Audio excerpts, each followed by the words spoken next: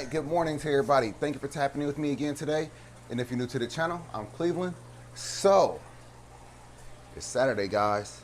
I hope wherever you are, I hope you woke up feeling good, feeling blessed, feeling happy. I'm definitely feeling good today, guys. I'm about to barbecue for the first time. I hope that blower isn't too loud, but I'm going to barbecue for the first time today, so I'm happy about that. We are also going to go and grab another fish today. We got plenty of tanks that's open, guys. We got to get some more fish in here. But this video is not about the fish that we're going to get. This video is about turning our 20-gallon freshwater aquarium over there into a 20-gallon saltwater aquarium. We have just one saltwater aquarium, just this one 225. I mean, this is a massive, massive aquarium, guys. I mean, don't get me wrong. I have no problem. I'm happy with my aquarium. I love this aquarium, but we need more fish. We need more fish. We need more fish varying in sizes. We want the small clownfish. We want the small gobies. We want the invertebrates. We want all of that, all the way up to these monsters. And these monsters are going to have to get moved eventually. I want to tell you right now, these monsters that's in this 225, they are getting a very large plywood aquarium in the future. I'm thinking maybe 15 to 1,800 gallons. So I hope that you can decide to hit that subscribe button and hit that notification bell so you can stick around and see how this tank transitions into something massive. But the lights are off on this 150 right here because we want to turn this 150 back into a saltwater aquarium. It was only a saltwater aquarium when I first bought it 2.5 years ago, maybe more than that. It went to a freshwater aquarium, but you know what?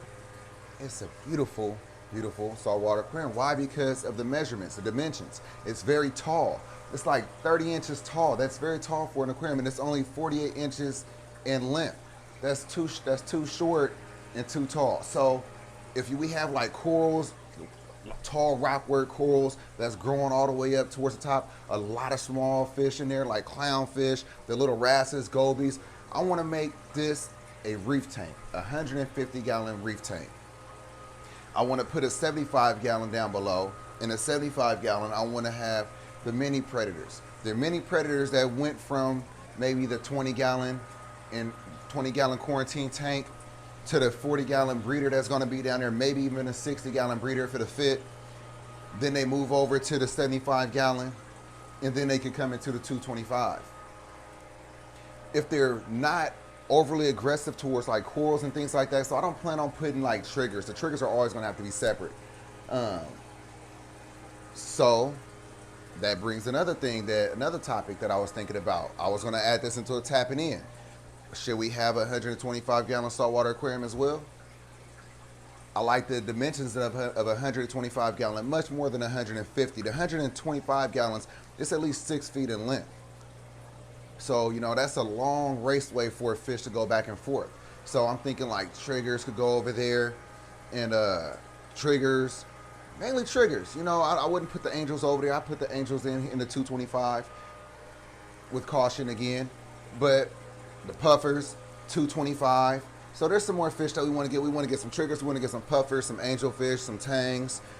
And we definitely want to have them be able to go through the process of transitioning from smaller tank to bigger tank to the biggest tank to the big plywood build in the future. But anyway, so I want to tell you about how I plan on taking this 20-gallon freshwater aquarium and making it compatible for saltwater fish. Because right now I have fresh water in there. It's ran off of a sponge filter. So I will put a hang on the back on there like I usually do. But since we have this nice trash can, sump that I made. I hope you caught that video. If you didn't, check it out. It's right here. But I made that and it's full of space. I have it like halfway full of media already. So all I got to do is just take all the rock work in there. It's all like coral, you know, it's dead rock now, obviously, but it's like Carib Sea coral rock. Anyway, so I'm going to take all the rock out of that 20-gallon. I'm going to put all the rock into that sump right there. So I'll let it sit in there a few days. I will also take the sponge that's in there, let that sit in there as well.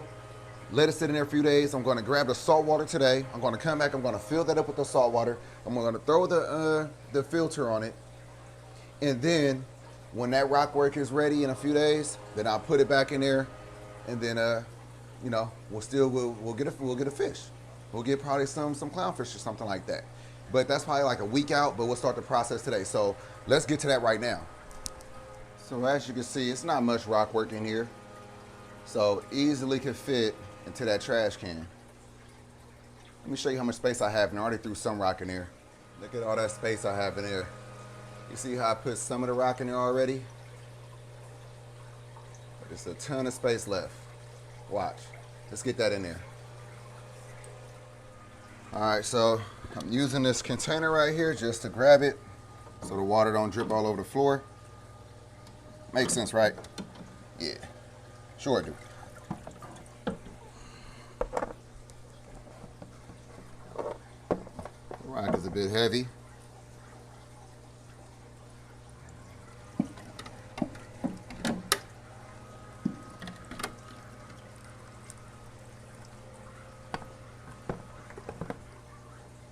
So all that would be dripping on the floor if I didn't have this right here. I'll take this first. I'll get this rock first, and then we'll grab some more.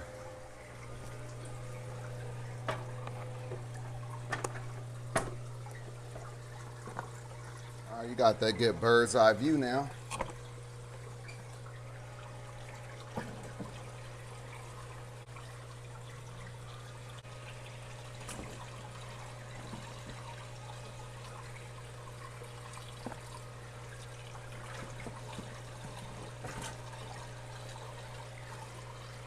So as you can see, it's a ton of space in there, right?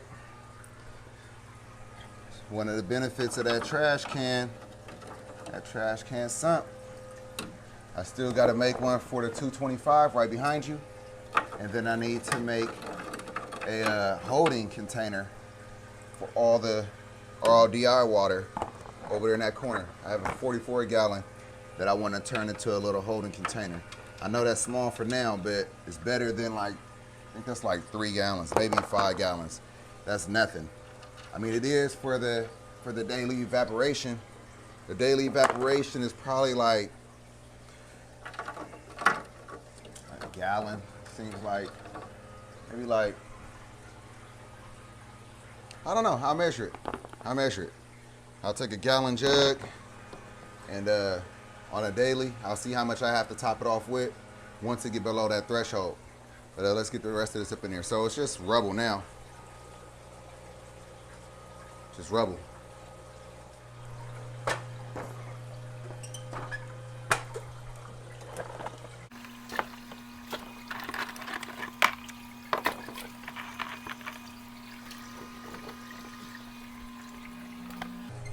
And I'm going to put the sponge filter in there.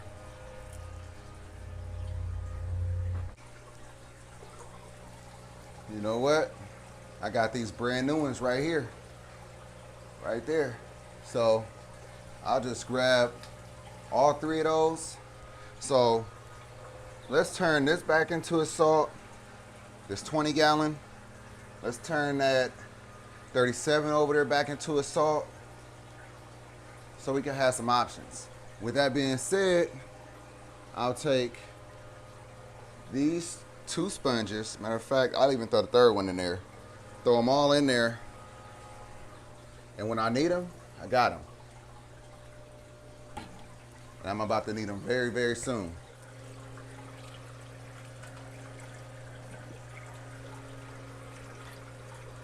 Just like that.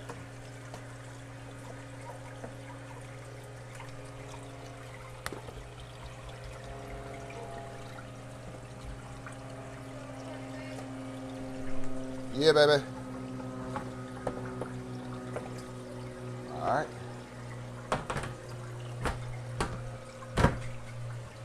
So now that that portion is done, need to get some salt water added into this aquarium, and then we wait. All right, so this is simple enough. So all I'm going to do is just drain this out. I want to try using our new filter system to give us the water. So I have some salt. I have enough to make this salt water. So I want to go ahead and give that a try. The thing about it, It takes a long time to fill up. And once I drain that 3 to 5 gallons, it's probably gonna have to wait. I probably will have to wait and let it fill back up again to continue that. If that's the case, then I'll just use some water that I'm about to grab from this aquarium. So let's do what we can and then go from there.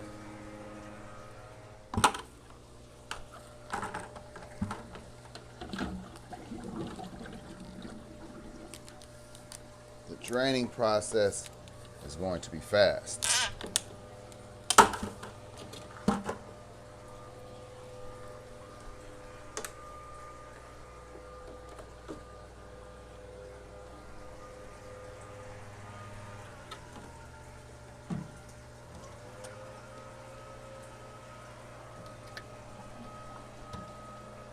Okay, it's not working.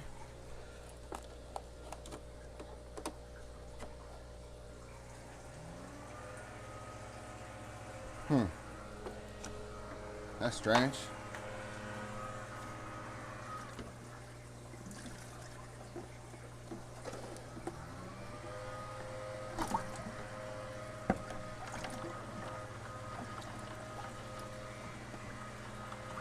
It's probably due to sand.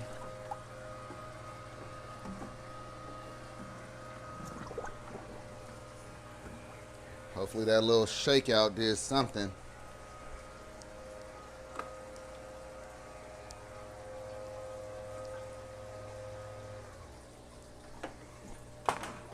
Nope.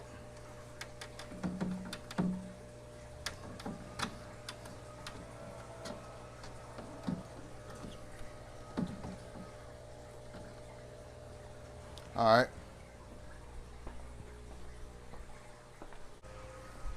So I'll drain it the old-fashioned way with the siphon, but that's the reason why I want to get rid of this pump. And this is the one that was inside of my sump over there on the 225. You see why? Trash. Trash. You know what?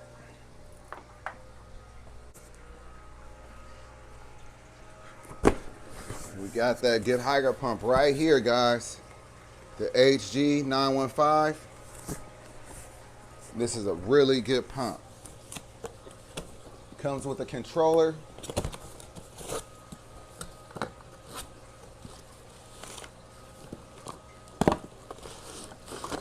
Oh, this one's way too big. This one's bigger than the other one. This is a beast. This is a beast. 2,120 gallons per hour. Thank you, Higer. Appreciate this. So I'm not using this beauty on this little 20 gallon. Nuh-uh. No way, no how. I'm saving this. This is packaged so nice. Makes me want to put it back in there nice. Let me show you. I messed it up. But that's okay, it's mine. But yeah, it's a really, really good pump. The other one I have isn't even as big as this one, and I love that one. It's been working perfect. No complaints whatsoever. The controller, it allows me to control. I haven't had to make a single adjustment. It's been at 78 since I set it at 78. I've never had to adjust it again. It's a beautiful pump. It's a really beautiful pump. So, I'm sure I know what's wrong with this pump right here, but it's just so finicky. It's almost not worth it. It's almost not worth the time that goes into keep breaking it down, fixing it, putting it back together, just for it to happen again. Some pumps can get a little sand in them, and you can shake it right on out, and then they'll just keep working.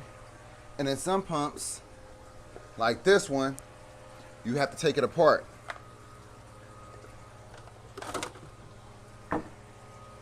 And get the sand out of the motor or the impeller. All right, so with that being said, let's just go ahead and do it the old-fashioned way. Siphon this water out, and then we'll fill it back up hopefully with water from our filter over there. We want to start saving some money, right? Save $1 whenever we can, wherever we can.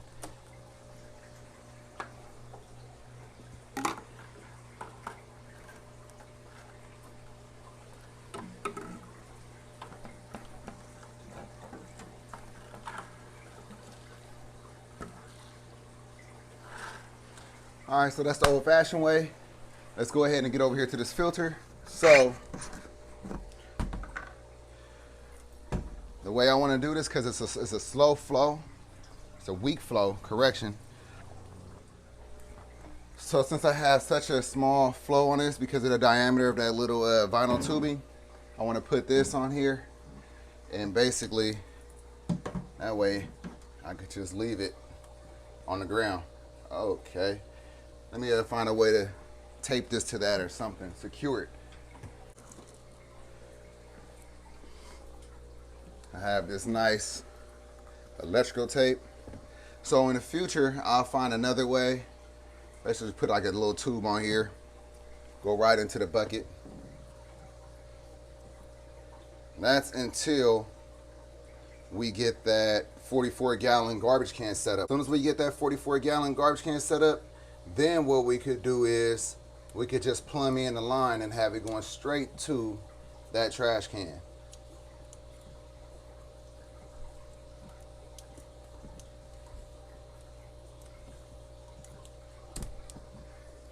Yeah, that's ghetto. It's all right. All right, let's go. It works. It's a really, really slow flow. All right, so we're looking good on the water coming out. It's all fresh water, so I'll use this water to water the plants outside. I've been medicating the 54-gallon right here. I was thinking about taking a severum out, but I don't want him to get more stressed out, and if he does, then he'll probably die, so I'm just gonna keep treating the tank. I finally got the little fish over there to eat. The red tiger motor was the first one to eat. I fed him 3 pellets earlier. So he's doing exactly what I wanted him to do. I wanted a fish to go in there to establish some trust with me, and then hopefully that will make the pike want to be more trusting, and then he'll want to eat. So, you know, once that pike eats, I'll be happy.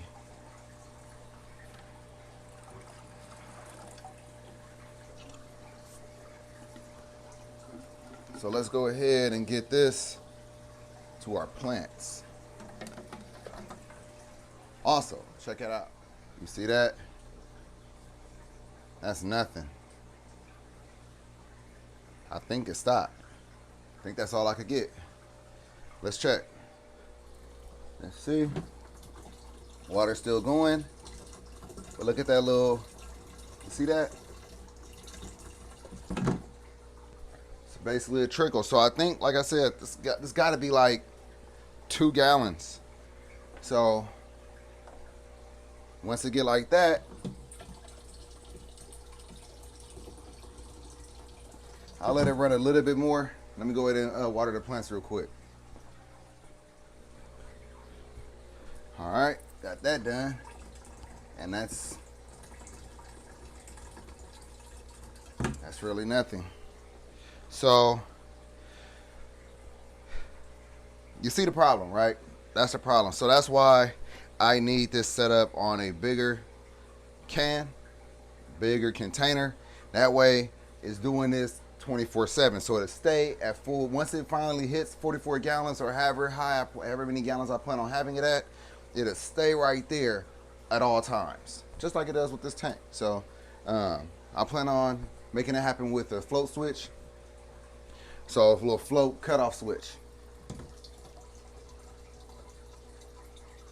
All right, so yeah, I'll have to go and buy some water. We'll have to buy some water because we want to get this set up today because I really want to get some saltwater fish soon.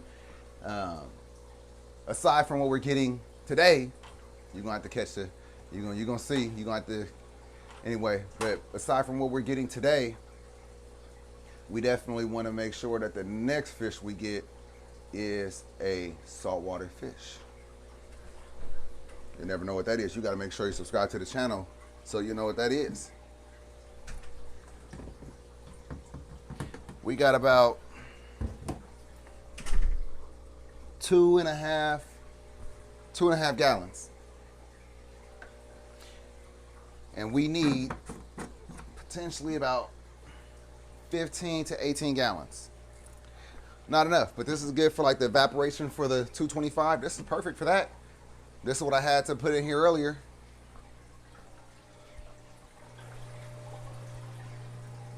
So I'll keep that for the evaporation. I'll buy 20 gallons. We'll get 20 gallons of salt, maybe 25. We'll grab that freshwater fish. And then we on track. As soon as that rock get colonized with all the beneficial bacteria, the sponge, drop the sponge in here. We got to set a filter up on this. We got the sponge filter on that, so I guess it's okay. But you know, I don't really have. I've never ran a sponge filter on a saltwater aquarium. Probably could do it. Probably can. But I think I'd rather have a nice little hang on the back. Even though it's always hard to maintenance it when it's back there. So maybe not. Maybe I'll see how it is to run a saltwater aquarium on a sponge filter.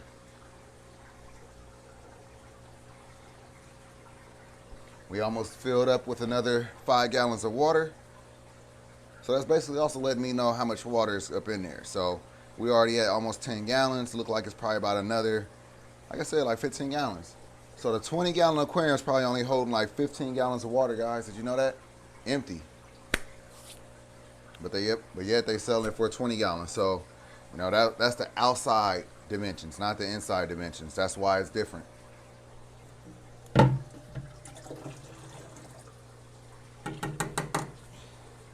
Are you guys as excited as I am to start seeing some more saltwater fish on the channel?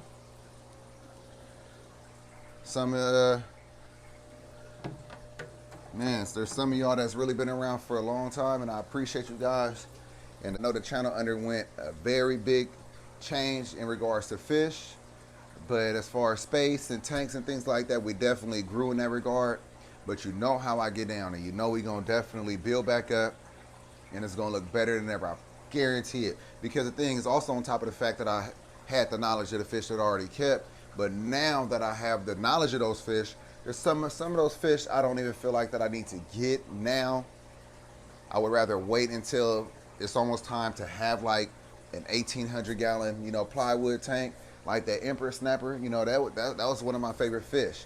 You know, but I know for a fact that they grow way too fast, and she or he or whatever, like mine was named Emma, so I'm saying she, but the emperor snapper will force you to either give it up or get a bigger aquarium faster than you already, you know what I mean? And so I don't need any fish that's going to do that, you know what I mean? But I do want one in the future. I definitely do. They're amazing fish to keep, personable, and they're monsters.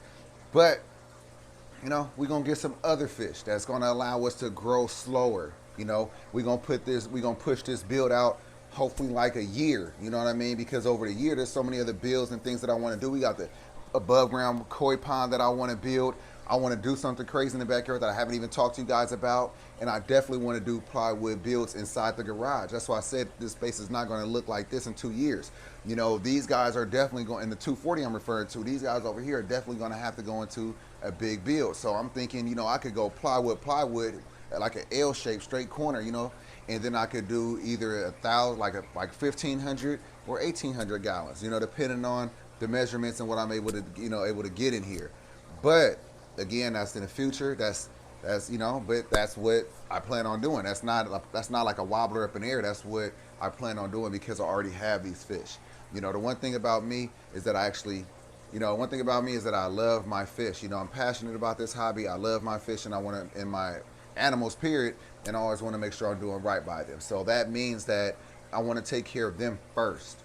You know, if you're new here, you don't know, you might not know, but we came from an apartment, you know, and some of the fish, you know, were, could have been in bigger aquariums, bigger spaces, you know. So now that we're here and we have everybody in a space big enough, I want to make sure that they're taken care of 100% before I add anybody else. And when I do add somebody else, they are not going to push the seams further, and it's definitely not going to interfere with their aquariums. You know, they are literally spaced out, happy.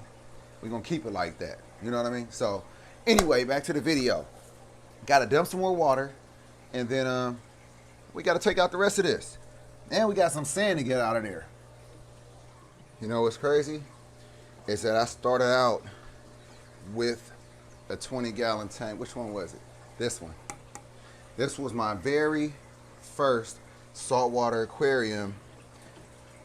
I just got in a saltwater hobby. Let's see. It's been about maybe like 5 years. Been in the saltwater hobby for about 5 years. Man, time flies. So I'm still learning. But yeah, so I've been in the saltwater hobby about 5 years, and yeah, I started with this 20-gallon aquarium right here. So yeah, definitely has some memories in this tank. It's undergone it's had so many different fish in here, so many different types of fish, saltwater fish, freshwater fish, you know, lionfish, anglers, all in the 20-gallon. You know what I mean? Like, you know, when I first set it up, I set it up as a reef tank. It had the hang on the back refugium. That exact one that I have on a 54-gallon, I had the hang on the back refugium right there. It was set up really nice. Did really good. But I didn't understand about the quarantine process with the saltwater fish and taking chances and things like that. You don't really want to take chances with saltwater fish like you do with freshwater fish. You really don't. When you get new fish, you really want to quarantine. I can't stress that enough. It's so risky when you don't. You know, I know we all do it, but it's so risky. And if you can, just quarantine, especially if you have like a small community type fish tank. You know, just get you a little 10-gallon, quarantine. But I didn't when I first started out. I wasn't quarantined, didn't have another tank. But I wanted saltwater fish, so I was just taking chances. You know, and the medications was killing the corals. So, you know, you live and learn. So that's why when I give out my advice, it's coming from a space of making a mistake. You know what I mean? I feel like I've made so many mistakes that I'm able to give advice on them. You know, it's not that, you know, that I've learned so much and I could just give away all this knowledge. No, like I've made almost every mistake, or I made so many mistakes to where it's like I could tell you what happens when you make this mistake and how you could avoid making this mistake. So that's one of the reasons why I even started YouTube in the first place, is so I could, you know, help people in that regard. When I first started off in the saltwater hobby, I was intimidated. I say it all the time. I was so intimidated. And I was afraid to ask questions, and YouTube wasn't that big at the time, so, or I didn't really know it, so I wasn't really watching YouTubers and getting information off of YouTube. So I was just, you know, always just doing my own research. We had a 150-gallon aquarium at my job, so I would stare at it, look at the refugium, try to ask questions whenever I can, and just do my own homework, do my own research. I've gained all my knowledge from the fish hobby from doing my own research, you know. In recent years, I've definitely been using YouTube a lot more, like within the last 5 years. But before that, it's just, you know, I'll learn about a fish, ask a question, and I'll look it up, research.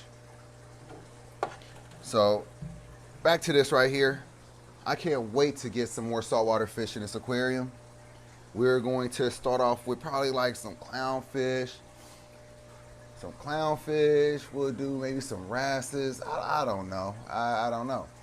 Sailfin tang, we got to get another sailfin tang. Yeah, I'm excited. I'm really excited. Hawkfish, man. And that's what I mean. There's not that many freshwater fish that gets me that excited anymore, because I feel like I have almost all the fish that I want. Like I said, there's only a few more that I do want, and then there's also certain variations that I really want. Like I want another arowana, but I want an albino arowana. Also would take a Giardini, you know what I mean? So it's just different. It hit different. And then I also like the exotic stuff. I still want a Zebrina pike. Gotta give me a Zebrina pike. I can't wait until that red pike starts turning red. I'm not gonna say it's the red at a Bapo until I see that, but like I told you, they sold it to me as the red pike. So I trust the spot. And I know sometimes they don't always come as red. Sometimes they start off a different color. So may be true. We'll see. And we're almost done with this water right here. Yep, 15 gallons, guys. Straight up. All right, so let me go ahead and drain this out. We're going to clean this out. And then we're about to go get this water and this fish. All right, guys. So now that we're back from the pet store, you're going to have to catch the next video if you want to see what we got. But it's time to get some water in this aquarium right here. We have 25 gallons. We only need 15. I'll hook up this heater. We're going to use that sponge filter temporarily on this aquarium. Oh, never mind. I have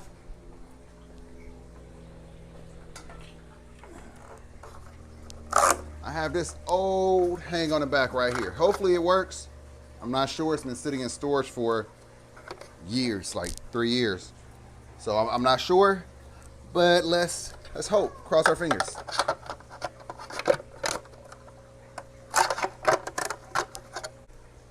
All right, so how do I want to get this water in here quickly? Carter, no. So what I'll do is, usually I would either just pour it in or I pour it inside of a bucket and then pump it in. Either or, pump it in, pour it in. I can't really pump it in, so I'll try pouring it.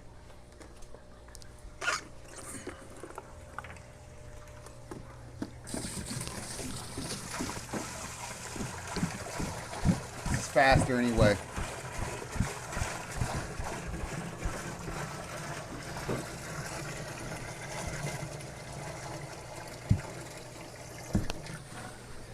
So I got a little dribble that I can't get in there.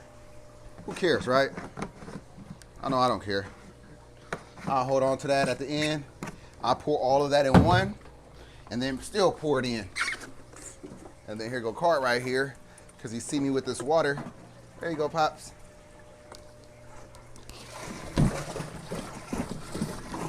I bet you Carter grabbed that water. Told you. Carter. Excuse me, Pop.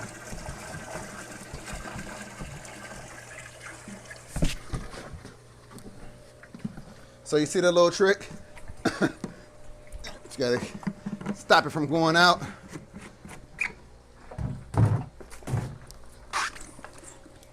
All right, so here's 15. Let's see.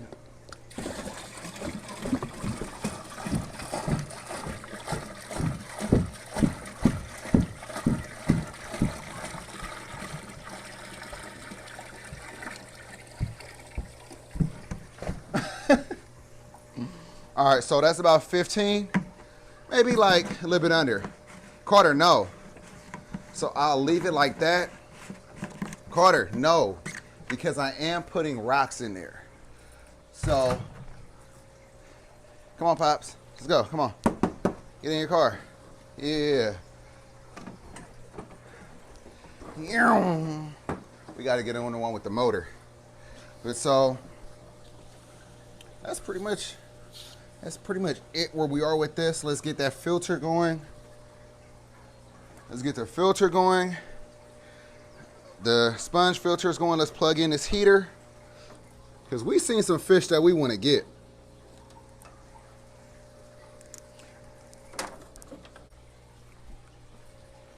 All right, so let's go ahead and get water into this little filter right here. And like I said, hopefully it's working.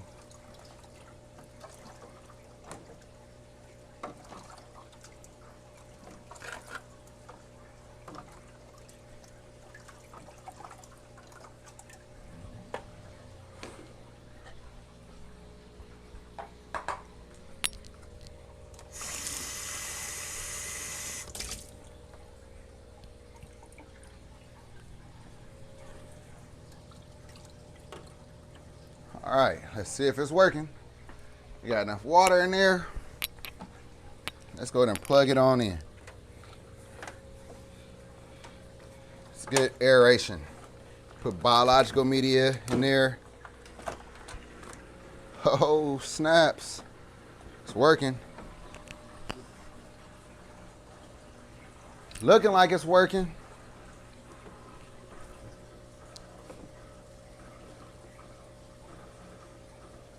Here we go.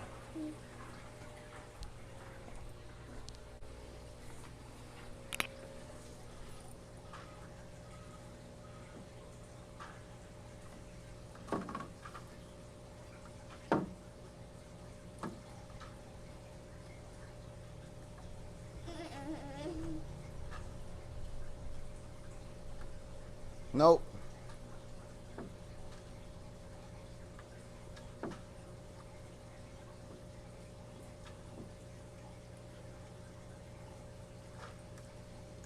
All right, so it doesn't work.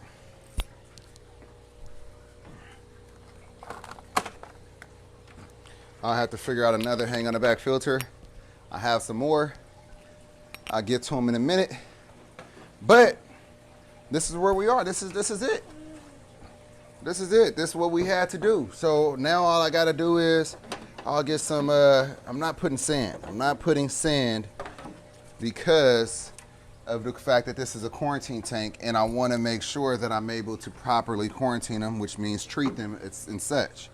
And it's a lot harder when you have substrate because the ick will go into the substrate. So just make sure you understand that. All right.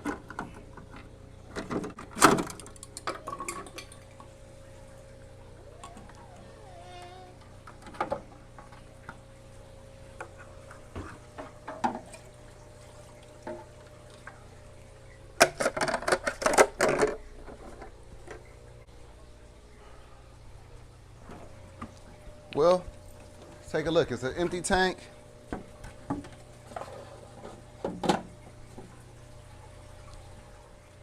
See? Completely empty. We'll put the rock work back in there. We'll get the other sponge in here as well. Find a hang on the back. We almost there. That's all I got for you. I hope you enjoyed this video. I hope that you learned something. Don't forget to like, comment, subscribe. Hit that notification bell. Follow me on Instagram at The Fish Corner. Follow me on Facebook, The Fish Corner. Follow me on TikTok, The Fish Corner. And until next time, guys, I'll catch you in the next one. Peace.